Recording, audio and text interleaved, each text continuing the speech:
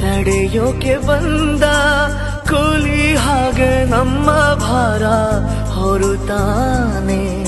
ಸ್ನೇಹ ಎಂದರೆ ಹಾಲು ಜೇನು ಎಂಬ ಸತ್ಯವನ್ನು ಈ ಹುಡುಗನು ತೋರಿದ ಎಂದು ಬರೆದ ಋತುವಂತಿ ತಂದವನು.